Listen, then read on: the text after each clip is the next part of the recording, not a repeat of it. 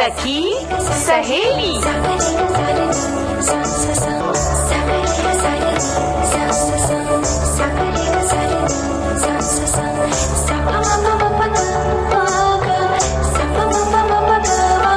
सखी सहेली।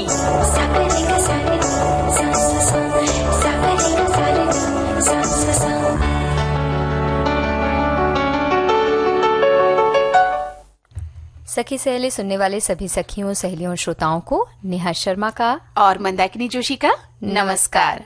और मंदाकिनी जी, आपको भी मेरा नमस्कार। भैया आपको भी मेरा प्यार और नमस्कार। नेहा जी। कैसी हैं आप? मैं तो ठीक हूँ। तो सर्दी का मौसम तो आ गया है, हल्की ठंडक आ गई है। हाँ। तो ऐसे में आप मुझे जब से आई हैं थोड़ा चुप चुप सी लग रही हैं, शांत लग रही हैं, मौन लग रही हैं, क्या बात है? भाई मैं तो इतनी देर से बोली चली जा रही हूँ, इसलिए कुछ देर के लिए मौन धारण करना भी जरूरी है। यानी आप जब से आई हैं तब से लगातार आपको बोलना पड़ ही रहा है, जी। है ना? लेकिन मौन रहने के फायदे तो होते ही हैं, चुप रहने के भी फायदे होते हैं। कई जगह कहते हैं कि आप अगर चुप रह जाते हैं तो बाजी जीत लेते हैं, है ना? जी, तो कई जगह जरूरी भी है कि आप चुप रहें और कई जगह जरूरी है कि आप बोलें। जैसे कि यहाँ बिल्कुल सही कहा। तो चलिए आज के जो हमारे कार्यक्रम है उनके बारे में अपने श्रोताओं को बता दें। जी बिल्कुल। आज बात होने वाली है राष्ट्रीय ग्राहक दिवस की या राष्ट्रीय उपभोक्ता दिवस की, और बच्चे किसने बिगाड़े किसने सुधारा। सबसे बड़ी बात। और एक है मौन का महत्व, जिसका जिक्र अभी हम कर रहे थे कि कई बार चुप रहना कितना अच्छा होता है। तो मौन के महत्व पर हम बातचीत करेंगे। और एक खास सेगमेंट होता है हमारा आज के दिन, वो क्या होता है? गीत मंजरी। तो आज हम चुक चुक चुक चुक गाड़ी में सफर करेंगे। जी बिल्कुल, है ना? हाँ। तो पहले हम एक गीत सुन लें। हाँ चलिए। सुंदर गीत आपने सुनवाया और इस गीत को सुनने के बाद तो लगता है कि मौन रहना बड़ा मुश्किल है। जी बिल्कुल, ऐसा लगता है कि इसके साथ गुनगुनाते रहें। हाँ बिल्कुल। और लग भी रहा था, देखिए गीत चल रहा था और हमारे बहुत सारी सखी और हमारे सखा लगातार इस गीत को गुनगुना भी रहे होंगे, क्योंकि आप और मैं भी तो गुनगुना रहे थे। हाँ है ना? अच्छा, तो चलिए बात करते हैं मौन का महत्व क्या है इस विषय पर। जी। आपकी नजर में क्या है मौन और क्या महत्व है मौन रहने का? जी, हमें तो ये लगता है कि जहाँ जरूरत ना हो वहाँ कुछ ना बोला जाए और मौन रहा जाए। ये एक मतलब जरूरत भी है, क्या कह सकते हैं कि इस तरह की आदत अगर किसी की होती है तो बहुत सी परेशानियों से वो बच सकता है। जी बिल्कुल, आपने कहा एक अगर हम सहज रूप से सोचते हैं तो आपने बिल्कुल सही कहा कि मौन एक मन की एक अवस्था है नेहा, जिसमें कि मन शांत और स्थिर हो जाता है। और ये दो तरह का मानते हैं, अगर हम थोड़ा सा इसकी गहराई में जानते हैं। एक तो ये कि हम अपने जो मुंह से बोले जाने वाले शब्द हैं उन पर नियंत्रण रख लें, और एक होता है कि आंतरिक मौन, जिसका मतलब होता है कि जो हमारे विचार हैं उन पर भी हम थोड़ा सा नियंत्रण रख लें। जी बिल्कुल, क्योंकि कई बार हम कुछ अजीब अजीब सी बातें सोचते रहते हैं और यूं तो हम कुछ बात नहीं कर रहे हैं, लेकिन मन में इतनी सारी बातें चल रही होती कि एक अलग सा शोर होता रहता है। बिल्कुल बिल्कुल, मन वो के शांति मन में आए, वो सुकून बहुत जरूरी है। बात ये नहीं कि आप बोल नहीं रहे, आज पूरे दिन चुप है तो आप मौन हैं, लेकिन आपके भीतर अगर विचारों का झंझावात चल रहा है तो फिर वो मौन किसी काम का नहीं है। आपके विचार शांत हो जाएं, एक स्तर पर आकर आप सहज हो जाएं और दूरदृष्टि होकर सोचने लगे कि जो मैं सोच रहा हूँ या जो विचारों की आपाधापी मेरे भीतर चल रही है, जो असंतोष मेरे भीतर फैला हुआ है, उसे कहीं न कहीं किसी भी स्तर पर मैं थोड़ा सा मुक्त हो जाऊं, तब उस मौन की सार्थकता है। बिल्कुल, बहुत अच्छी बात, बहुत गहराई में आपने वाकई ये बात कही। और हमारे कुछ साथियों ने भी मौन से संबंधित बहुत सी बातें लिख भेजी हैं। बिल्कुल पढ़िए। हाँ, हमारे एक साथी कहते हैं कि कबीर ने कहा है, कबीरा ये गत अटपटी चटपट लखी न जाए, जब मन की खटपट मिटे अधर भया ठहराए। मतलब अधर मतलब होंठ, इन्होंने लिखा है होंठ वास्तव में तभी ठहरेंगे, तभी शांत होंगे जब मन की खटपट मिट जाएगी।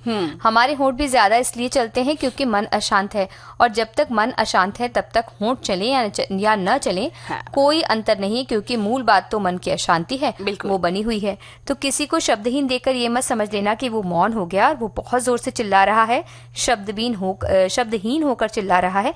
वो पागल ही है, बस उसके शब्द सुनाई नहीं दे रहे। वो बोल रहा है, बस आवाज नहीं आ रही है। तो शब्दहीनता को, ध्वनिहीनता को मौन मत समझ लेना। वही बात जो अभी हमने कही कि अगर हम ऊपर से चुप दिखते हैं तो हम मौन नहीं है। मन के भीतर जो विचारों की चुप्पी है वो कहीं ना कहीं आपको मौन साधक बनाती है। एक श्रोता लिख रहे हैं कि अपने जीवन में एक कहावत तो सुनी ही होगी आपने कि एक चुप 100 को हराए, यानी एक चुप 100 को सुख दे जाए। और इसलिए हम कई बार ऐसा करते हैं कि जब हम ऐसा सोचते हैं कि शब्दों के बिना भी रहा जा सकता है। ठीक है। और ये लिखते हैं कि मौन भी एक भाषा है जिसमें शब्दों के बिना भी अभिव्यक्ति होती है। इसलिए विद्वानों के अनुसार आचरण की भाषा मौन है। मौन वाणी का तप है जो मन और चित्त वृत्तियों का नियंत्रक भी है। इसमें मनुष्य वाणी के दोषों से मुक्त होकर शारीरिक और मानसिक शांति प्राप्त करता है। मौन के महत्व को इंगित करते हुए गांधी जी ने कहा कि यदि बोलना एक कला है तो मौन उससे भी बड़ी कला है, और इस दौर में मौन जीवन के लिए सर्वोत्तम औषधि है।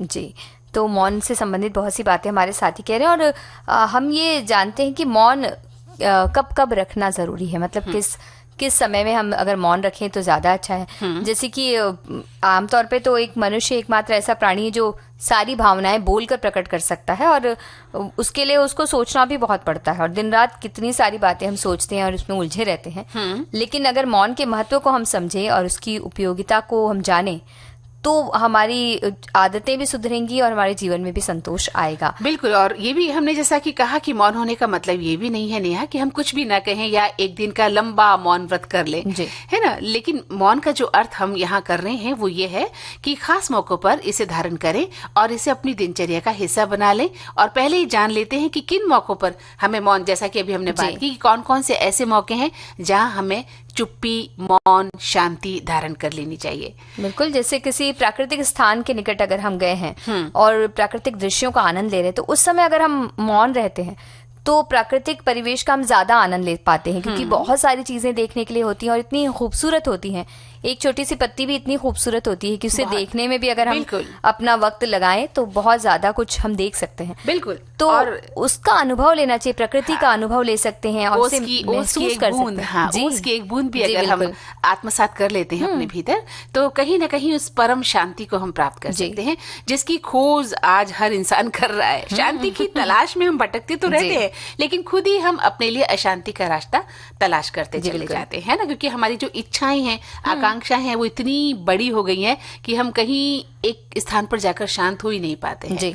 और जैसा कि आपने कहा कि हमें कहाँ कहाँ चुप रहना चाहिए, मौन रहना चाहिए, तो कोई व्यक्ति जब हम तक अपनी भावनाएं पहुंचा रहा हो, चाहे वो दुख की हो, परेशानी की हो, चिंता की हो, निराशा की हो, प्रेम की हो, खुशी, दुख, सुख, कुछ भी बात हमसे बांट रहा हो, तो हमें उस समय पूरी तरह मौन रहकर उसकी बात सुननी चाहिए और कम से कम प्रतिक्रिया देकर उसकी बातों को सुनना चाहिए। और इससे अपनी भावनाएं, जो बांटने वाला व्यक्ति होता है वो आपके पास अपनी भावनाएं कहकर खुश होता है, वो शांत हो जाता है। तो ऐसे समय में आपको सुनना चाहिए ताकि वो भावनात्मक रूप से शांत महसूस कर सके। इसी तरह से जब हम कहीं देवालय में जाते हैं, मंदिर, मस्जिद, गिरजाघर या कहीं भी हम जाते हैं, तो वहां भी हमें मौन रहना चाहिए और स्वयं को समर्पित कर सकते हैं हम। हल्का महसूस हमें होता है क्योंकि हम पूरी तरह से ईश्वर के सामने हैं, ऐसा हमें लगता है। यूं तो हम हमेशा ही ईश्वर के सामने हैं, लेकिन उस वक्त हमें ज्यादा ऐसा महसूस होता है। तो अगर मौन हम रहते हैं तो वहाँ हमें वो अनुभव ज्यादा होता है और हम उसका एक अलग सा आनंद ले सकते हैं। हमारे एक श्रोता लिख भी रहे हैं नेहा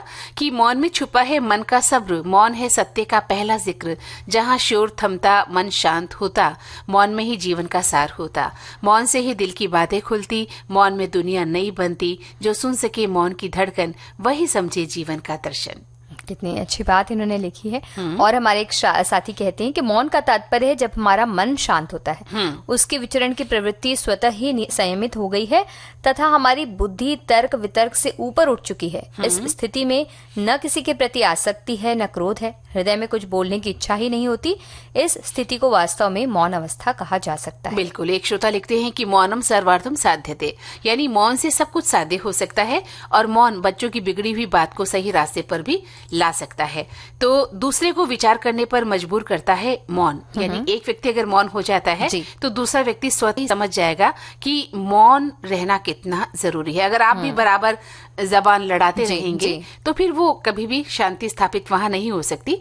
और इसलिए एक श्रोता लिख रहे हैं कि संत सज्जन कहते हैं कि मौन रखने से आत्मचिंतन और मन की शांति मिल जाती है, लेकिन जहां अन्याय, अनीति, अराजकता चल रही हो वहां मौन का ताला तोड़ देना चाहिए। और ये बातें जब आप पढ़ रहे हैं तो लिखते हैं कि आप मौन ना स्वीकारें, सोचे कि सखी सहेलियों का क्या हाल होगा।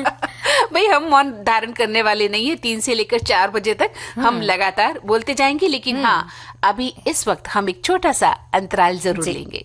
के बाद आप सभी का एक बार फिर से स्वागत है। आप सुन रहे हैं सखी सहेली। और अब हमारे सखी और सहेली जो है या हमारे सखा है वो सुनना चाहते हैं एक प्यारा सा गीत। बिल्कुल। उनकी बात है जब नेहा नया वर्ष आने वाला है और इसके लिए मुझे लगता है आप जब थोड़ी देर पहले बता रही थी कि आपको बाजार जाना है और बहुत सारी खरीदारी करके लानी है, या आप कुछ खरीदारी कर भी चुकी हैं, तो बताइए हमारी सखियों और सखाओं को कि क्या क्या खरीदारी आपने की और कहाँ कहाँ आप मूर्ख बनी। जी मंदाकिनी जी, ये बात तो बिल्कुल आपने सही कहा, क्योंकि वाकई मूर्ख बन गई। क्योंकि अक्सर ये ऑफर होते हैं कि बाय 2 गेट 1 फ्री या 2 खरीदने पर 1 फ्री। तो इस तरह का एक पैकेट रखा था सामान का, हल्दी का, जिसमें एक पैकेट के साथ दूसरा बंधा हुआ था। जी। तो हमने दोनों पैकेट ले लिया। हाँ। जरूरत तो एक ही पैकेट की थी, पर क्योंकि एक के साथ फ्री मिल रहा था, ये सोचकर हमने दूसरा पैकेट भी ले लिया और जल्दी जल्दी में बिल बनवाकर और घर आ गए। घर आकर जब हमने देखा तो पता चला कि उन्होंने तो दोनों पैकेट के पैसे लगा दिए। और बाद में जब हम पूछने गए तो उन्होंने कहा कि भाई इसमें तो लिखा ही नहीं है कि बाय 1 गेट 1 फ्री।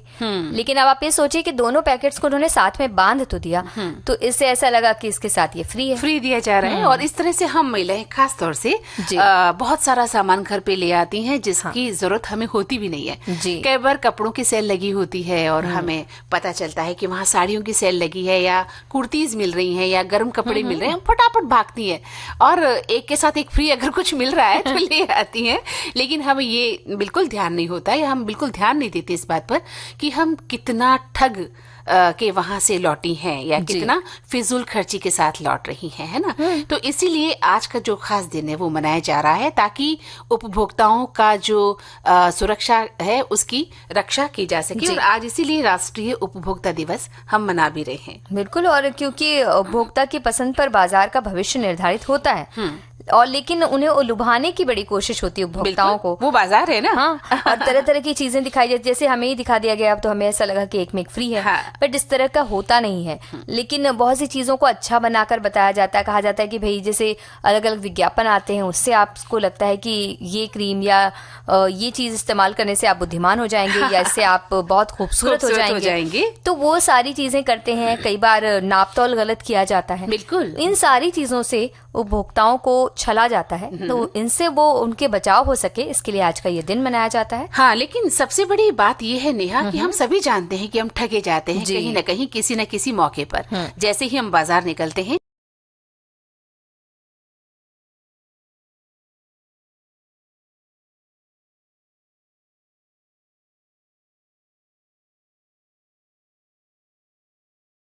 और कई बार ऐसा होता है कि जो चीजें हम उठा लाते हैं, क्योंकि हम घर से जाने के समय एक सूची नहीं बनाए होते हैं, तो हमें लगता है कि ये है या नहीं, होगा तो कोई बात नहीं ले लेते हैं। हाँ। नहीं हुआ तो ये सोच सोच के भी बहुत सारी चीजें भर ली जाती हैं। और कई बार सुंदर सुंदर दिखता है, पैकेट्स बहुत सुंदर तरीके से सजाए जाते हैं, तो हम ले लेते। कई बार कहा जाता है इसे खाने से ये हो जाएगा, तो हमें लगता है कि हो सकता है, सब कह रहे हैं। और नेहा एक बात और है, हम महिलाओं में खास तौर से हम नकलची भी होती हैं। कहीं ना कहीं हमारी पड़ोसन कुछ ले आई है तो उससे हमारी एक प्रतिद्वंदिता हो जाती है कि उसके पास ये है, मेरे पास क्यों नहीं, है ना। या हम जिस तरह से ऑफिस आती हैं वहां हम देखती हैं कि उनके पास ऐसे कपड़े हैं, ऐसी दूसरी चीजें हैं, तो हम उस होड़ में भी लेकर आती हैं और कितना नुकसान करती हैं। ये हम जब लगाने बैठती हैं गणित तब समझ आता है कि हम कहीं ना कहीं ठग कर आई हैं।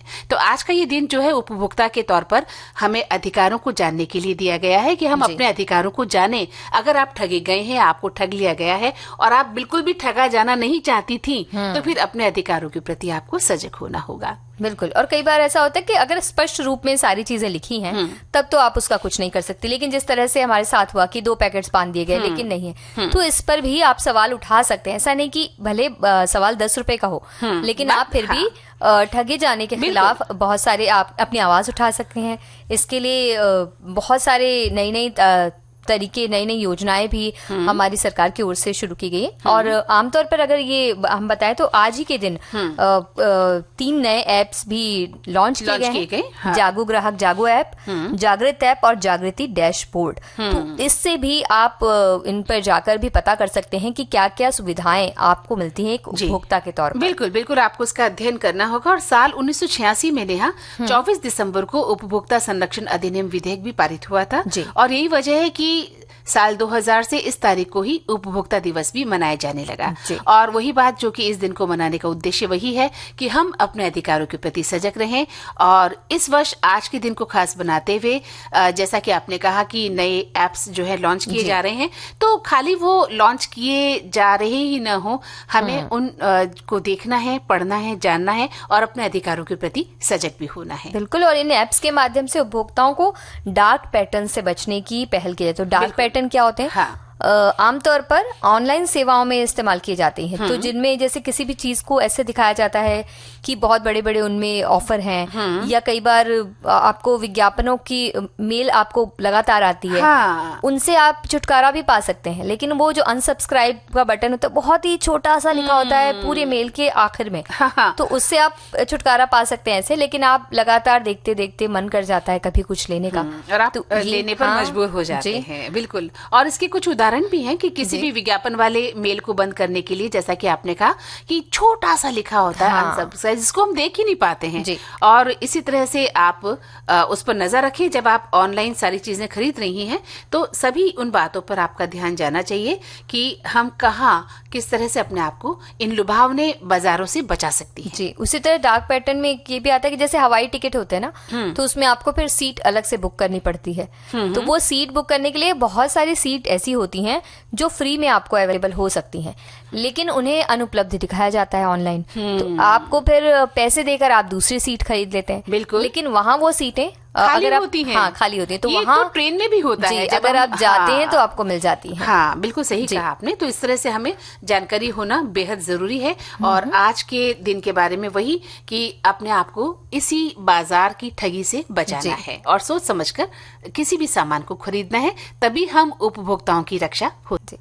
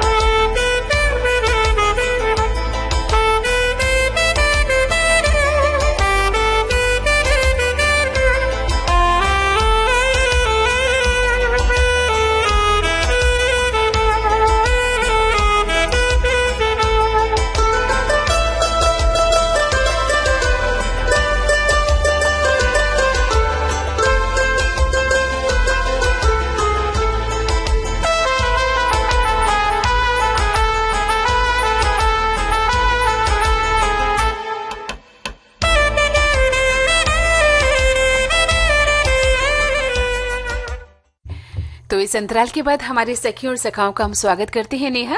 और हमारे श्रोता लिख रहे हैं कि अर्ज किया है, हमारा दिल जरा उकता गया था घर में रह रह कर, हमारा दिल जरा उकता गया था घर में रह रह कर, यूं ही बाजार आए हैं खरीदारी नहीं करनी है। तो इस तरह से विंडो शॉपिंग की जा सकती है। और हमारी एक और श्रोता कह रही है कि फ्री चीज तो फ्री ही रहती है, कम समय की रहती है, ज्यादातर डेट एक्सपायरी ही रहती है, या तो बहुत ही करीब होता है एक्सपायरी डेट उसके। तो ये भी चेक करना जरूरी है। और हमारी एक और श्रोता कह रहे हैं कि मैं भी एक व्यापारी हूँ, बट मैंने कभी मेरे ग्राहकों के साथ चीटिंग नहीं की, क्योंकि ऐसा करने से हम खुद के पैर पर कुल्हाड़ी मारने जैसा है। तो ईमानदारी बहुत जरूरी है और वाकई आपके जो ग्राहक होंगे वो आपके पास लगातार आते बिल्कुल आएंगे। और अगर आप ईमानदार दुकानदार हैं तो निश्चित आपकी एक अलग ही छवि बनेगी सभी दुकानदारों के बीच में। और आज का दिन जैसा कि हम बात कर रहे थे, तो आज उपभोक्ता संरक्षण अधिनियम के 6 मौलिक अधिकार भी हमें दिए गए हैं नेहा। सुरक्षा का अधिकार है, चुनने का अधिकार है, सूचित किए जाने का अधिकार है, सुनवाई का अधिकार है, निवारण मांगने का अधिकार और उपभोक्ता शिक्षा का अधिकार, जिनका चुनाव हम समय रहते कर सकते हैं। जी बिल्कुल। तो बहुत सारी जानकारी हमारे साथी भी हमें देते रहते हैं इन सारी चीजों के बारे में, है ना। तो वो उन्होंने भी बहुत सारी बातें उपभोक्ता अधिकारों पर लिखी है और कमोबेश वो सारी चीजें वही हैं जो हमने भी कही हैं। तो मिलजुल कर ये एक तरह से कह सकते हैं कि ये बातें तो हो गई, लेकिन सुधार भी आ जाता है। हाँ बिल्कुल। पर बच्चों की आदतों में सुधार कब आए? नहीं देखिए, बच्चों को केवल हम दोष नहीं दे सकते, बड़े भी तो अपनी आदतों में सुधार लाएं। हाँ। तो हम कहते हैं कि भी बच्चों को बहुत बिगाड़ रखा है ना। घर में अक्सर जो बच्चे हैं वो कलह का कारण बन जाते हैं, उनकी शैतानियां, उनकी लापरवाहियां, है ना, घर में झगड़ा कर देती हैं। लेकिन बच्चे अबोध होते हैं। बच्चों को समझाने से पहले खुद को समझाना होगा कि हमने इन्हें क्या शिक्षा दी, हमने इन्हें कैसे रखा, कैसे पाला, कैसे पोसा, और हमने इन्हें अनुशासन के नाम पर क्या सिखाया है, तहजीब के नाम पर क्या सिखाया है। ये सभी चीजें एक माता पिता को सोचनी चाहिए। तब जाकर हम ये प्रश्न कर सकते हैं कि बच्चे किसने बिगाड़े और किसने सुधारे। जी। तो ये लेकिन कई बार ऐसा होता है ना कि घर में जिनके पास सबसे ज्यादा बच्चे रहते हैं उनके ऊपर ये इल्जाम लगता है, कहते हैं कि आपने ही बिगाड़ा है, आपके लाड प्यार से बिगड़ गया। और जब अच्छे काम करते हैं तो तब सब आते हैं, कहते हैं कि हमने ये सिखाया था इसको उस दिन, ये हमारा बच्चा है। जी बिल्कुल ये होता है। जब बच्चा बहुत अच्छे नंबर ले आता है तो माता पिता बड़े गर्व से कहते हैं हमारा बच्चा है ना। वही बच्चा जब कम नंबर लाता है तो फिर एक दूसरे पर दोषारोपण होता है कि आपने पढ़ाया नहीं, आपने पढ़ाया नहीं, आपने पढ़ाया नहीं, है ना। तो इस दोषारोपण से बचना चाहिए। और सबसे बड़ी बात कि बच्चों की परवरिश मिलजुल कर करनी चाहिए। और कहा भी जाता है कि बच्चे की परवरिश जितनी आसान है उतनी ही मुश्किल भी है, क्योंकि बच्चे हर पल हमसे सीखते हैं और ऐसे में वो हमारे किन गुणों को किस मात्रा में अपना लेंगे और उसी मात्रा में हमारे अवगुणों को भी वो सीखते हैं। इसलिए ध्यान रखें कि आप जैसा खाते हैं, आप जैसा रहते हैं, आप जैसा बोलते हैं, वो बच्चे बराबर नोट करते हैं और वही उनके द्वारा हमें दिखाई भी देता है। बिल्कुल। जब एकदम छोटे बच्चे रहते हैं तो आपको पता चलता है थोड़ी देर के बाद, वो 4 दिनों के बाद, 5 दिनों के बाद वो उसी तरह से करने लगते हैं। कहते हैं जैसे आजकल छोटे बच्चों को अगर आप देखेंगे तो खिलौने वाला वो कोई सामान ले लेंगे और कहेंगे कि हम लैपटॉप चला रहे हैं और फिर वो फोन में हाथ में फोन पकड़ लेते हैं। हाँ। पहले हमारे जमाने में आनंद भी उठाते थे। हाँ, हमारे जमाने में हम ये सब नहीं करते थे क्योंकि फोन हुआ नहीं करते थे, तो हमने कभी नकली फोन से भी बात नहीं की। लेकिन आज बच्चे पैदा होने के साथ ही समझ गए हैं कि हमारे सामने फोटो सेशन हो रहा है, हमारी फोटो खींची जा रही है। वो मुस्कुराना सीख गए हैं, देखना सीख गए हैं मोबाइल की तरफ, और अपनी जो है स्नैप खिंचवा भी लेते हैं बच्चे। बिल्कुल।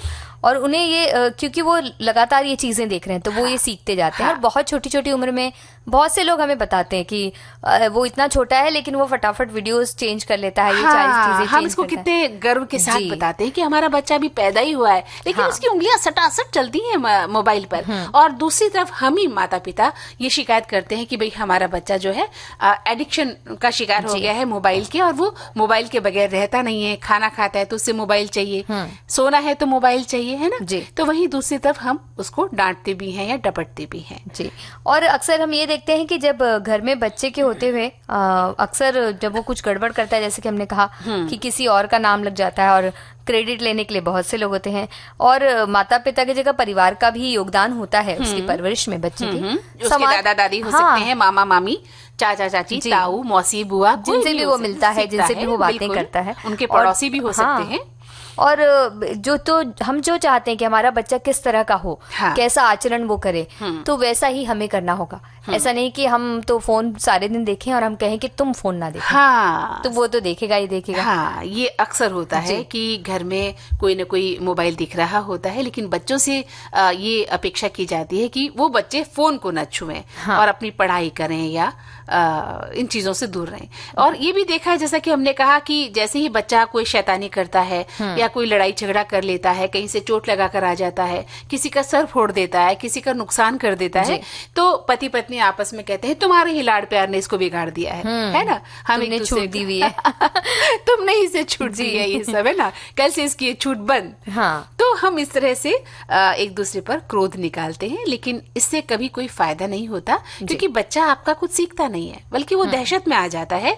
बच्चे को प्यार से सिखाइए, उसे समझाइए, और क्रेडिट लेने के लिए मत आगे आइए जी कि मैं उसे बहुत अच्छा बना दूंगा या बना दूंगी, है ना। आप जैसे संस्कार उसमें डालेंगे, स्वतः वो अपनाता चला जाएगा और एक दिन सुयोग्य नागरिक बनकर आपके सामने खड़ा होगा, और आपको अपने उसी बच्चे पर गर्व भी होगा। और इसलिए अब ये देख सकते हैं कि उनकी हर जिद को ना माने जब छोटा है तब से। हाँ। कि अब ये रो रहा है तो उसे दे दें, तो उसे ये पता चलेगा कि रोने से चीजें मिलेंगी। हाँ। तो वो किस चीज को कैसा सीख रहा है आप नहीं जानते, तो इसलिए आप उनको कभी कभी मना भी करें। आपके पास सारी चीजें होंगी, या शायद कई बार ऐसा होता है कि हमें बचपन में कुछ चीजें नहीं मिली थी, तो हम सोचते हैं कि जो बच्चा है इसे हम सारी चीजें देंगे, लेकिन वो सारी चीजें जरूरत नहीं होती है। तो आप अगर उन्हें कभी कभी मना करेंगे, या कभी वो अगर खेल रहे हैं, तो कई बार माता पिता खेलते हुए बच्चों के बीच में हस्तक्षेप करते हैं, कहते हैं कि ये दाम नहीं देगा, या उसको आप अलग से खड़े करके दाम देना कहते हैं हम, तो पता नहीं। तो ये नहीं करेगा, आप कर दो इसके बदले। आप सब चुप रहे हो, ये नहीं खोजेगा, आप लोग कर लो, छोटा है। माता पिता को हस्तक्षेप नहीं करना, ये सब ना करें, क्योंकि बच्चे आपस में खेल रहे हैं तो खेलने दें। तो वो लड़ेंगे भी आपस में, फिर एक दूसरे को मना भी लेंगे। हम भी बचपन में लड़ा करते थे, और कई बार बॉल लग जाती थी पीठ पर, सर पर लगती थी, पैरों पे लग जाती थी, फिर भी दौड़ा करते थे, गिर भी जाया करते थे, घुटने भी फूट जाया करते थे, लेकिन हमारे माता पिता कभी हस्तक्षेप नहीं करते थे। और इसी वजह से जब बच्चे बड़े होते हैं तो फिर वो मजबूत बनते हैं, है ना। उनकी जो परवरिश है वो मजबूती के साथ होती है। आज बच्चे क्यों नाजुक है? क्योंकि हम उन्हें मिट्टी में नहीं खेलने देते, हम उन्हें घर से बाहर नहीं निकलने देते, हम उन्हें सड़कों पर गलियों पर नहीं खेलने देते, छत में दौड़ने नहीं देते हैं। हर चीज में हमारे जो है इंस्ट्रक्शंस हैं कि बैठे रहो चुपचाप कमरे में, पलंग पर, टेबल पर, है ना। तो बच्चा वैसा ही बन गया है, नाजुक बन गया है, और बात बात पर उसे जुकाम लग जाता है या वो बीमार भी हो जाता है। तो सबसे बड़ी बात ये कि बच्चों को सुधारना नहीं है, बच्चों को समझाना है। बच्चे तो सुधरे नहीं हैं, वो अबोध बच्चे हैं, कच्ची मिट्टी है। जैसा आप उन्हें गढ़ेंगे वो वैसा ही घड़ा बनेंगे, है ना। गढ़ना तो आपको है। तो जब उन्हें प्यार से गढ़ेंगे तो वो एक प्यार की मूर्ति बनकर सामने खड़े होंगे, और अगर आप नफरत और क्रोध से पालेंगे तो फिर वो बच्चा वैसा ही आपको मिलेगा। वो सुधरे हुए आए, हम उन्हें बिगाड़ रहे हैं, ऐसा कह सकते हैं। वो सुधरे हुए ही हैं, और हम बिगाड़ते भी नहीं है, लेकिन हमारा लाड़ प्यार हो जाता है कई बार। माता पिता का अत्यधिक लाड़ प्यार कहना चाहिए, भावुकताएं होती हैं जो बच्चे को थोड़ा सा बिगाड़ देती हैं, और माँ बाप कई बार इसमें भी गर्व महसूस करते हैं। मैं आपको एक छोटी सी बात बताना चाहती हूँ।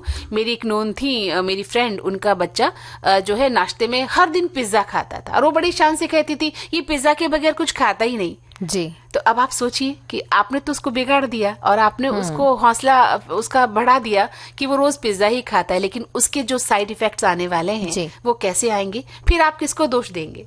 और उसको आजीवन ये चीज परेशान कर सकती है ना। पर बच्चों की परवरिश पे हमारे साथियों ने भी बहुत सी बातें कही हैं। एक गीत के बाद ये बात बिल्कुल बिल्कुल। आवाज की दुनिया का फरिश्ता मोहम्मद रफी, ऐसे नगमे जो दिल की गहराइयों मोहम्मद रफी की जन्मशती पर हमारा विशेष कार्यक्रम। हाँ तुम मुझे यूं भुला न पाओ, उजाले उनकी यादों के, रविवार शाम 4 बजे सिर्फ विविध भारती पर।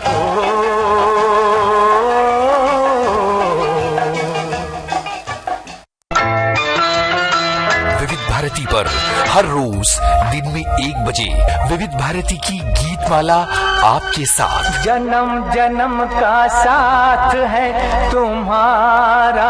इस कार्यक्रम में हर पायदान पर होगी आपकी भागीदारी। हम और तुम, तो हम और आप पिरोएंगे गीतों की इस माला के मोती साथ साथ। हम साथ हैं। जुड़े रहिए हमारे साथ विविध भारती के फेसबुक पेज पर। विविध भारती की गीत माला हर रोज दिन में 1 बजे। विविध भारती, आपका जीवन संगीत। तो नेहा, हमारे एक श्रोता लिख रहे हैं कि बच्चे किसने बिगाड़े किसने सुधारे, ये सोचने से पहले आपको ये सोचना चाहिए कि हमारे बच्चे बिगड़ क्यों रहे हैं, इस समस्या का समाधान क्या हो सकता है। एक दूसरे पर दोष डालने से ज्यादा अच्छा है कि आप अपने बच्चों की समस्या को समझें और ये बताएं कि आपको कैसे उन्हें ठीक करना है।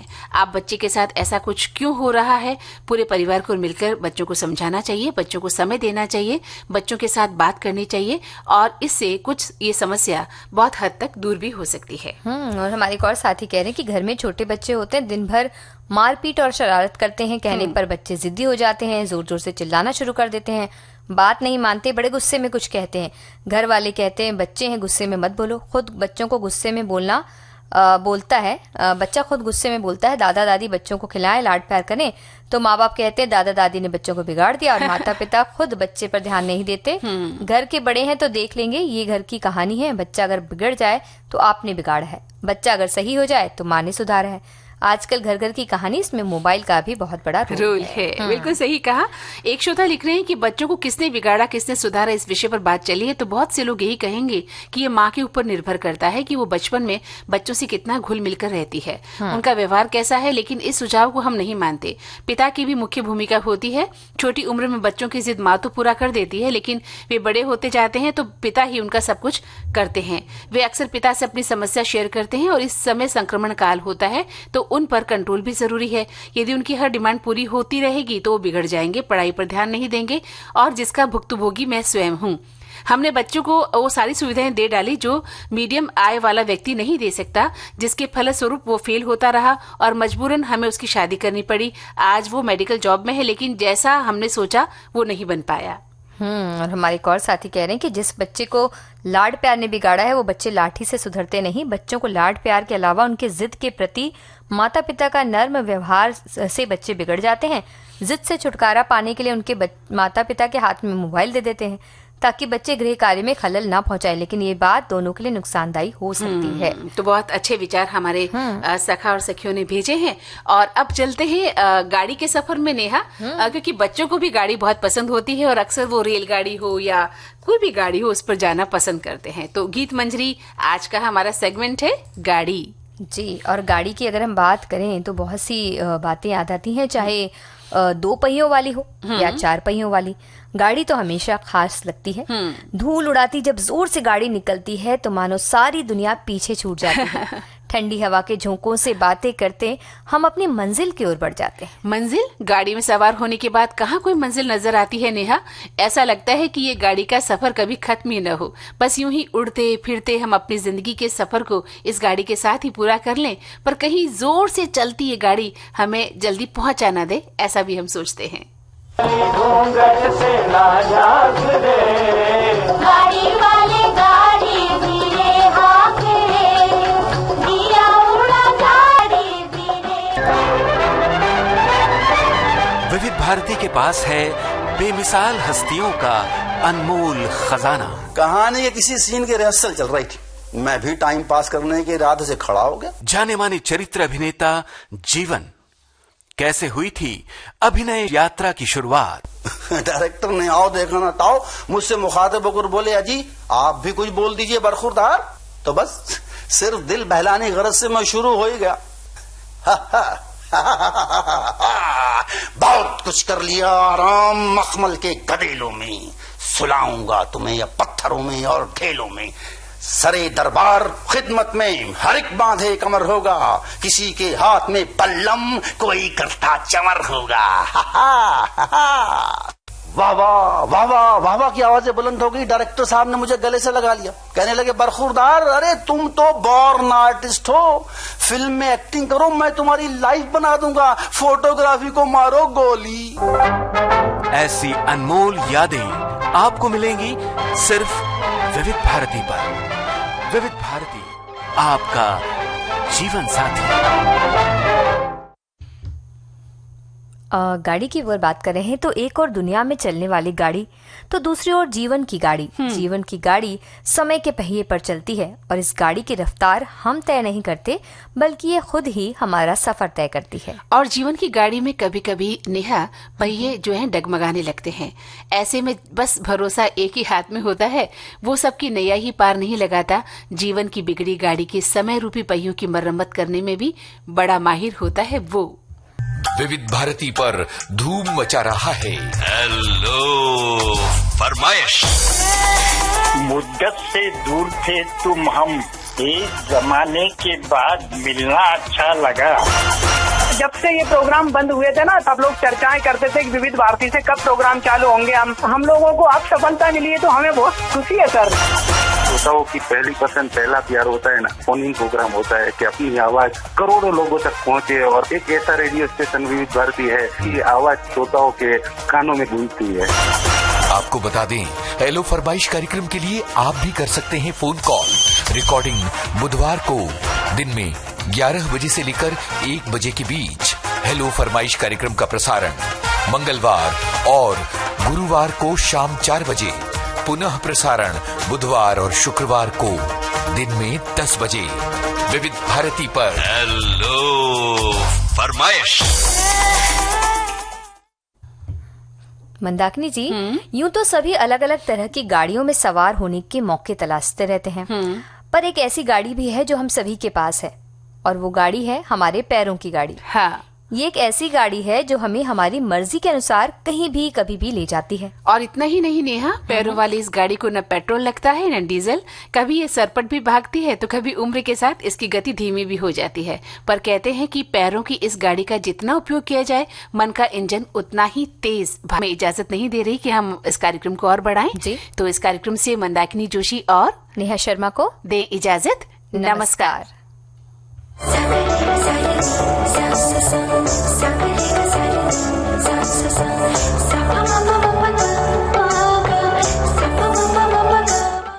कार्यक्रम के प्रस्तुतकर्ता अनुश्री पाठक।